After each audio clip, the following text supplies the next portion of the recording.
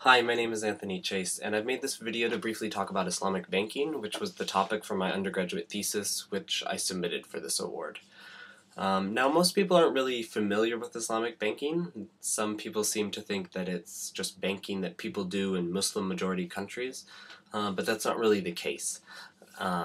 Instead, Islamic banking is a system of banking that's structured to avoid interest and speculative transactions, which, at least in the Western world, are really the basis of our modern banking system.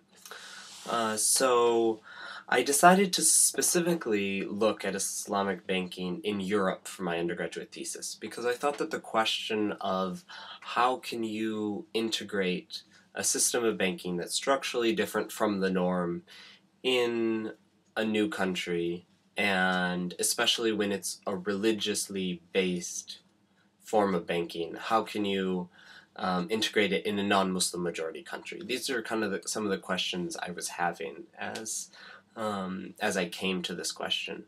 So I started to look more into this. I started reading the literature, and I realized a strange fact that I couldn't really understand or explain, and it was that London in the United Kingdom had seen a phenomenal growth of Islamic banking in the past 10 years. And it had been such phenomenal growth that London was now considered to be one of the capitals of Islamic banking. It was listed along with Doha and Bahrain and Dubai. And that was really confusing to me. I didn't know why London and why it had grown so much. So really my thesis emerged out of that question. It was about why London and why nowhere else. And I think my original explanation, my original thesis was that Islamic banking as a sector will follow population, and that a place, a region, or a city, or a country with more Muslims will see a faster and larger development of its Islamic financial sector. But as I looked at cases across Europe, that just didn't hold up as an explanation.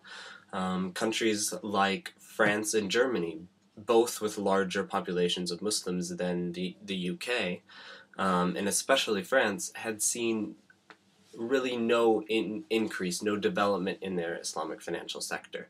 So I knew that something else had to be going on, and it seemed, when I first started looking at things, it seemed to have a lot to do with politics, and it seemed to have a lot to do with the politics and political preferences and the political will of financial regulatory authorities and central banks and the treasuries of each company. Each country, not company. So that's really where my thesis comes from.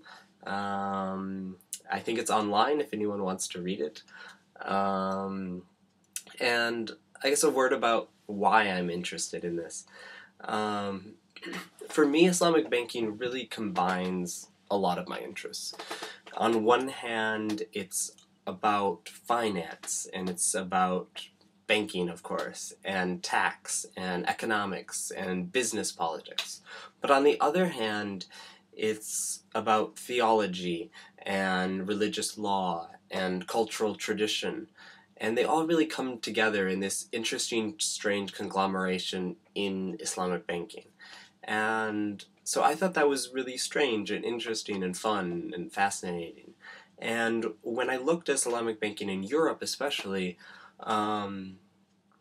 it was very interesting because I thought that Islamic banking was a new and really valuable way to look at a lot of the debates about Islam and democracy, Islam and the West, Europe and multiculturalism, Europe and diversity, Europe and the rise of far-right parties. Islamic banking really had something new and unique to say about these debates. And so really in my thesis I was able to touch just a little bit on all of these themes, and that was really exciting. I think writing an undergraduate thesis was probably the best choice I made in school. I still interact with the topic. I'm always looking online at what's new in Islamic banking. In a recent trip to London, I was very excited to finally go to the Islamic Bank of Britain and to see a new, now the tallest building in London is financed using Islamic financial procedures. It's called the Shard. You can look it up. It's very cool. So that's my topic. That's my continuing interest in my topic. And I guess in closing, I really wanted to just thank the committee for selecting me as one of the awardees for this award. Thank you very much.